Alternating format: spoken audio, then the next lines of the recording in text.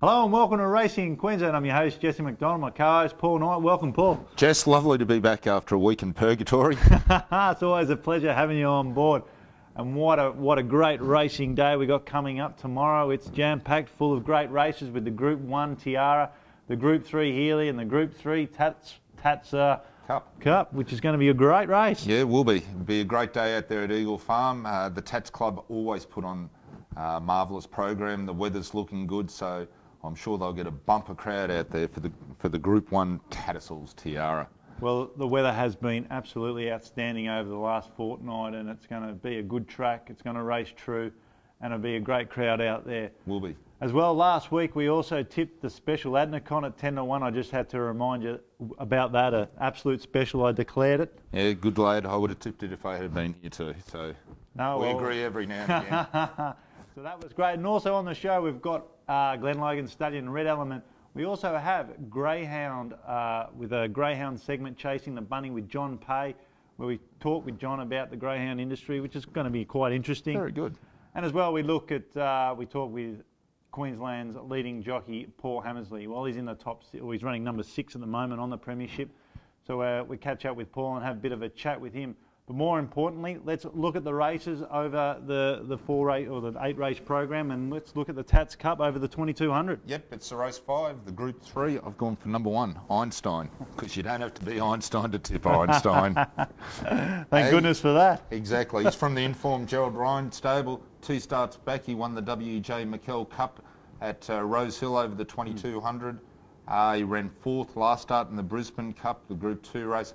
I think he's just perfectly situated for this race. I've tipped for the places Define Largo. It's drawn a bit wide, but he's had 2 wins from 4 starts over the journey, and number 6 Worldwide, who was the last start winner over the 20 metres at Doomben for Bede Murray. He's up in class, but I think Bede's a very astute trainer. He is an astute trainer. What are you tipping us? I like one here from Melbourne, from the Robert Smurden stable, Persian Star, with Michael Walker aboard. It's had 2 starts at the distance for a win. Its last start was in the Brisbane Cup. It was only beaten 5 lengths. Meets Einstein better on the weights, and I like it on top. Robert Smurden, he's a Group 1 trainer. It's got Michael Walker aboard, a Group 1 jockey, and I think it's going to have form. It's won over the distance, and yeah, it's ticking all the boxes for you, Jess. It's ticking my boxes anyway. I like number 9 here, a Kiwi horse, Smoking Chimneys.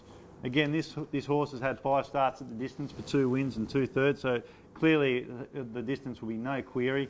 It's from New Zealand. It's got the best jockey ever to come out of New Zealand in James McDonald on board. And number 3, Define Largo for 3rd. So I like 5, 9 and 3. Now just as we leave, we're going to show you Red Element, a sire that's standing out at the Glen Logan stud. And as well, just after the segment, we're going to have a little bloopers as well. So we're going to have a small segment of what's to come next week on our final episode. So now we catch up with Glen Logan Stallion, Red Element.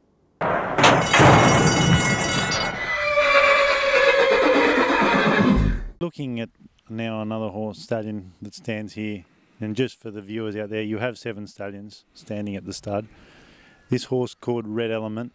He's a stakes winning brother to champion mare Typhoon Tracy, and no doubt he's arguably the best value stallion in Queensland. Yeah, he's terrific. This horse is, as you can see here, he is just one absolute unit of a horse. If you had to describe him with one word, you'd use the word quality. He is what his pedigree suggests he should be. What is his pedigree? He's by a stallion called Red Ransom. He's out of a champion last Tycoon mare called Tracy's Element. He's a full brother to Typhoon Tracy, and his pedigree is just riddled with black type performers and group winners, and it's a stallion making family, and it's aristocratic, and that's almost what this horse looks like. He is seriously, he knows that he's good, and he looks the part. He's so conformationally correct that we're just eagerly awaiting his first foals, which will arrive this spring. And look, he's a terrific chance for any of the breeders out there. He's such great value. They'll be able to access him. What is his value? Well, he's only at $8,000 plus GST, and for that, he served, I think, the second highest number of mares for any first season sire last year. So he covered 136 mares in his first year, and that was more than horses like Denman and Nakoni and Von Costa to Hero, All American, One More, No More. So it was certainly a real feather in his cap to be recognised as being that attractive by the breeders, and I'm sure that he's going to prove very popular again in his second season. We talk about looking at stallions conformation wise. What do you like to look at when picking a stallion? Yeah, look, our stallion roster is one where we really want to see people take a little backward step when we walk this horse out on the parade ring. They have to be imposing. They have to have that marker quality about them.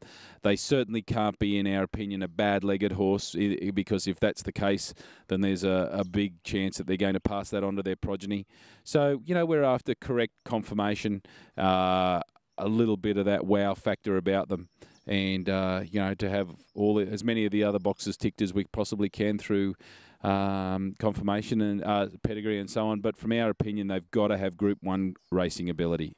Even if they didn't win a Group 1, they have to have had that Group 1 racing ability, and all of our stallions on our roster have got that.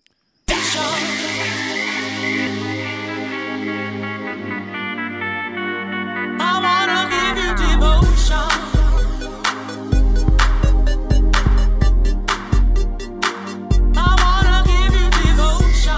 It's a great country meeting down at Wagga Wagga, but more importantly, the Stradbroke. How did you find the day up there? It was cold. It was cold up there. Jess. It's always a pleasure to have you on the show. Besides when I'm not spitting on you. Another lovely looking stallion there that's been on the segment in Red Element, a beautiful individual and one that could make the ranks. He could indeed. Good racehorse, well related, being a full brother to Princess Tracy, or Typhoon Tracy, sorry, to Princess Tracy. So he's very well related, got all the, ticks all the boxes, nice horse. He does. Now we're looking at the Healy Stakes over the 1200, a Group 3 race. Paul, what have you come up with? Mate, it's hard to tip against. He looks, I'm going to have to say in your words, he's a special. Number 2 buffering, he is just a special. He's down in class, he's 2 from 2 at the track and distance. I can't see anything beating him. No, I agree with you. I just can't see anything beating him. I think that'll be my numbers, 2, 6 and 9. Jess, what are you going to fry us with? No, I'm going to stick with Larry Cassidy and buffering. I think this horse is a special. I totally agree with you. I don't know. This would be the first time in 7 programs, viewers, that we've agreed on the same horse. Yeah, no, I mean, you just look at his form, it's outstanding. I'll just go into the piggy bank and I'm just going to unload. You're going to unleash. I'm going to unleash here, and I'm just going to go for the doctor and buffering all day, every day, and I'm just going to put in and take out. So I'm tipping number 2, buffering, a special from 3, Temple of Boom, and number 1, Pinwheel. We're going to catch up with John Pay in Chasing the Bunny.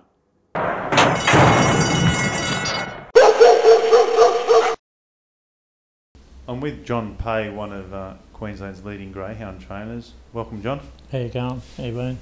Not too bad. We've just had a look at a lovely number of pups down in the yard. Could you tell us a bit about them? They're out of a US sire called Soprano Drive. I believe it's the first mating in Queensland. David Smythe owns the litter, and I'm just rearing them for him.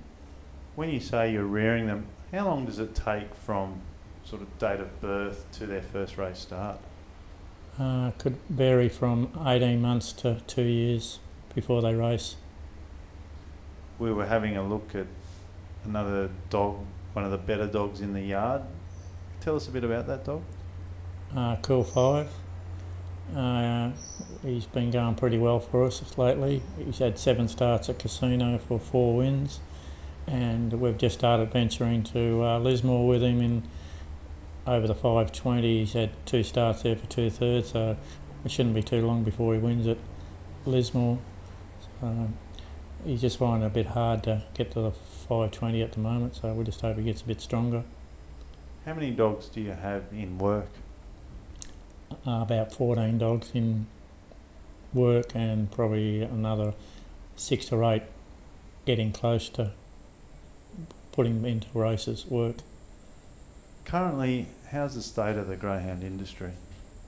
It's pretty slow up here in Queensland. You know, we just don't know what's happening at the moment. No one seems to tell us anything. So prize money's, I reckon, it's dropped. I've been in the industry since 1996, and the prize money's gone down since then. So I haven't, you know, and they reckon we're getting a price increase next year, but I believe it will be not increased, it'll be reduced overall. Yeah, so we just have to wait for the industry infrastructure plan release that plans to improve and modernise the foundation of the industry and see what that plan has to say. Yes, that's right. Yeah. It's out now, so I haven't read it yet, so you know, I can't really comment on that. How many tracks do you race at? Four at the moment. Ipswich, Albion Park, Capella Bar occasionally, and that's 3 in Queensland, and Casino and Lismore in New South Wales. How does the prize money compare from Casino and Lismore to Albion Park and Ipswich? Well, in Queensland we've only got 2 Class 2 meetings per week, and the others are Class 3. So you know, you can't really compare the prize money because it's a little bit different. Yeah. If I want to race a dog, how much does it cost to buy one of those pups in the yard? Probably $1,500. You know, because they're out of the USI. He's not proven yet, so you know you can't sort of like expect too much for young pups, you know, until they're proven the size. Maybe we could go out and run a few up the straight, and then I can have pick of the bunch. Yeah, yeah, it would be all right. Yeah. All right, I'm with John Pay. Thank you, John, for your time. No worries. Thank you.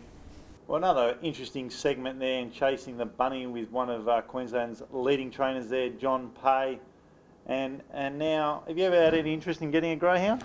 Not recently, no. No. Used to have a bit of interest a long time ago, but no, not recently. Yeah, no, Shannon was on last week. He's got a bit of an interest. He's been hooked into one by one of his mates. Into the dish lickers. Yeah, the old doggies. They're a good bit of fun. Now, race 7, the 1400 Group 1 Tiara. Great race. What do you like? Mate, hard to go past. Beat it. Number 1. She's won the 10,000. Group 1, she came second in the Stradbroke. This week she's drawn well in gate 3, so I think she'll be hard. She had the paintbrush last start. Yeah, she did. And that's, I think she'll be hard to go past. Tip number 6, Hurdle Myrtle. She's the last start winner at the track and distance in the Dane Ripper. Number 3, Zero Rock. Very consistent mare. She just gives 110% every time she goes there. Mm. And for your first 4s, I've thrown in one of the bottom weights, number 15, Born to Rock. She's really improved this campaign over here from New Zealand. She last Saturday at Ipswich over the 1350 metres, she won the listed Gabe Waterhouse Stakes. So I think she's almost my knockout blow. I think down in the weights, yep. And that she'll be a good hope. So I've gone 1, 6, 3, and 15. Jess. Yeah, no, besides the 1. Yeah, no, I like the 1 Group 1 trainer, Group 1 jockey by Lonhro. You know, ticks all the boxes. Group 1 horse, very hard to go past. It is. I mean, Corey Brown's riding it. He's riding in good form. You know, he's on Off the Rails. Is that the show he's on? Yeah, I think so. I don't watch it, mate. It's not one of my programs. I just watch racing in Queensland. I mean, their show just doesn't compare to this one. Got Dwayne Dunn aboard, and the other query is Barrier 13. It does put me to think, I don't know, iffy. But you know, she's had 9 starts. Iffy, right. 9 starts, 5 wins. Second last show and you got new moves. This horse could be the knockout horse. And there's one down at the weights, a Caulfield Guineas winner here, Yossé. Yeah, Yossé, yeah. I like it too. But she's been out of form lately, but Michelle Payne back aboard. She knows his filly inside out, so she could be a knockout blow too. The 2 3-year-olds, I reckon, have got big hopes. I think this Invincible Spirit filly could be a danger. And at 50, 66 to 1, I'm having a little bit on her a place. Hey, don't worry about the place, just have your 10 each way. take the big. She I could think fly. Beaters She can fly home, mate. Oh, she can. She can lightweight. And Beated's never won at the distance of the track. Never won at the track. The track could be a voodoo for Beated. But she had one start for a second. Yeah. I'd like that. I know. Now, after the commercial break, we catch up with Story of the Week with Paul Hammersley. I feel up, I'm ready to get down.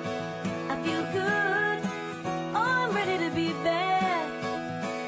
Turning the world inside out, I'm ready to play. I feel right, so right that I might be wrong. Experience the Brisbane Racing Club, Eagle Farm and Doomben 48 times a year. It's a carnival every Saturday. I'm with Paul Hammersley, one of Gold Coast's leading jockeys. Welcome, Paul. How we going? Yeah, not too bad. Yourself? Oh, I'm a bit tired after playing a couple of games of squash, yeah, but we'll get there. How do you feel about competing for this Racing Queensland trophy? Oh, honoured, very honoured. You got to be a chance of winning it too. I've got a lot of improvement game, but yeah. We could well see your name on the trophy. More interestingly, how's riding been for you over the last year? Yeah, pretty good.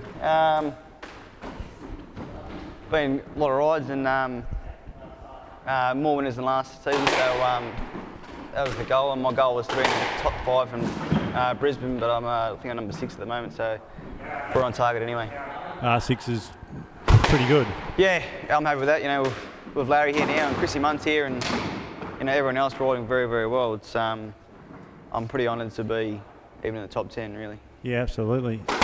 And it's an outstanding achievement too. What's been your biggest win as a jockey?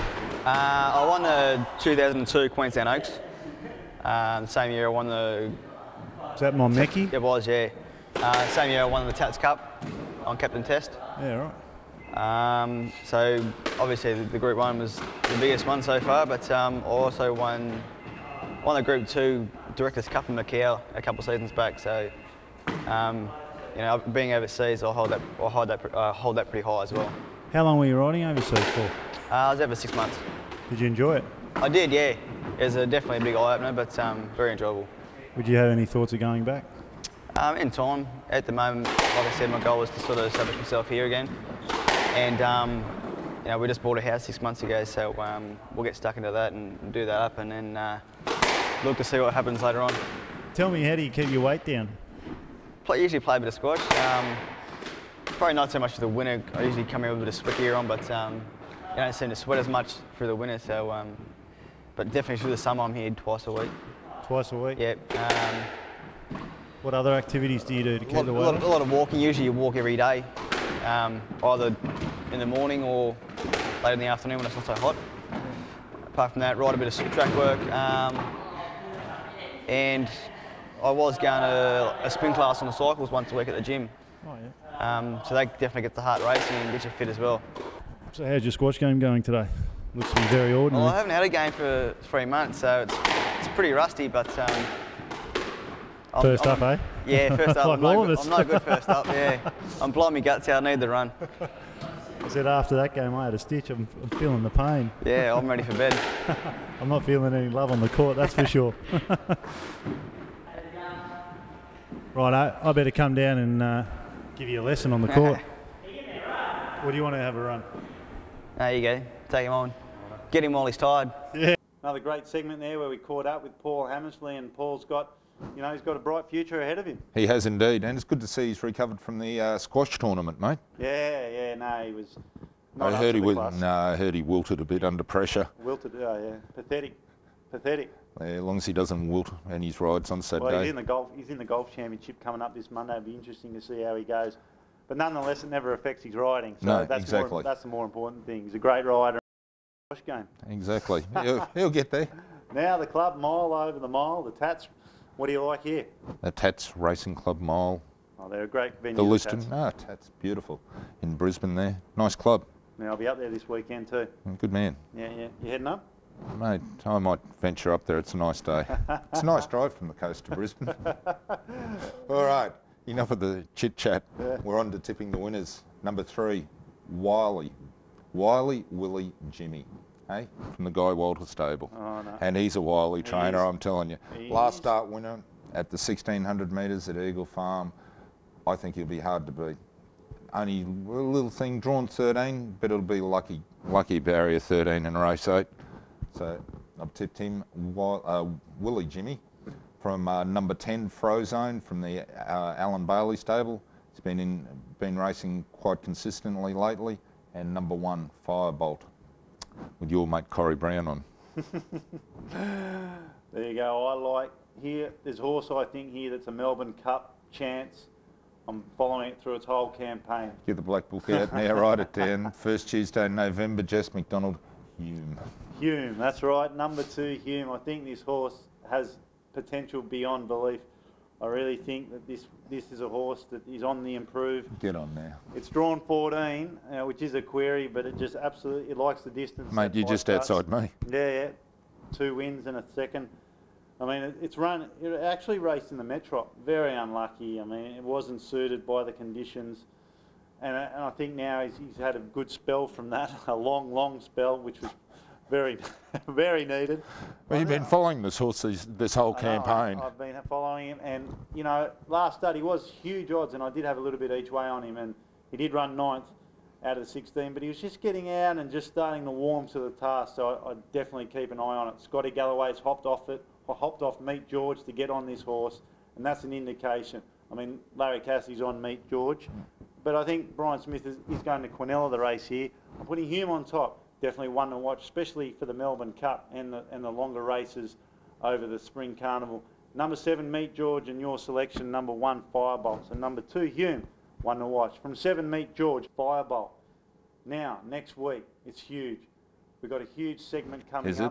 Yeah. Is it bigger than Ben-Hur? It's bigger. It's bigger than a bacon and egg roll. That's how big it is. Jeez. Now. Must have cheese on it. And tomato. So Beautiful. stay tuned.